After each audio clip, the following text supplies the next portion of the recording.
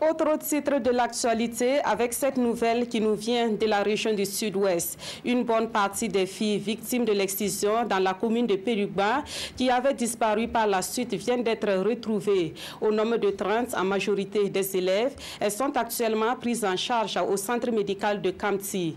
Les investigations se poursuivent en vue de retrouver les autres victimes et les auteurs de ce cas d'excision. Madou Drago et Dimitri Badzini.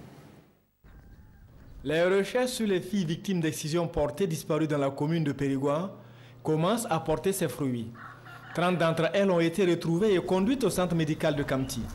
La majorité des filles ont subi une ablation au plus grand degré et les premiers soins les sont déjà administrés. C'est majoritairement à 90% des degrés 3. C'est les clitoris, les petits lèvres et les grandes lèvres, soit totalement enlevées ou une partie.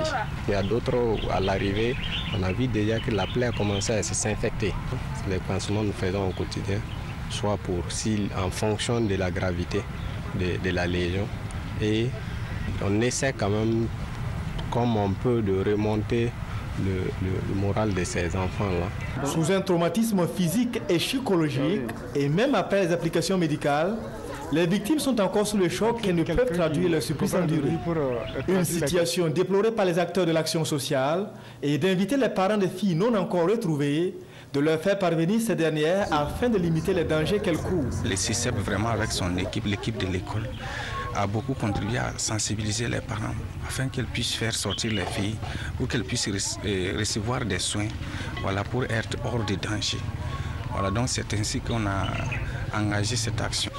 Donc nous avons espoir et nous continuons la sensibilisation pour que les parents puissent remettre les filles d'abord parce qu'elles sont toujours en danger. On a certaines qui saignent ici toujours. Voilà, nous souhaitons que vraiment qu'ils puissent comprendre et faire sortir le reste des filles. Auteurs et complices sont toujours en cavale. En attendant, du matériel pharmaceutique est offert par le ministère en charge de la solidarité nationale pour venir en aide aux victimes. Cependant, des difficultés d'hébergement et de restauration de ces dernières demeurent.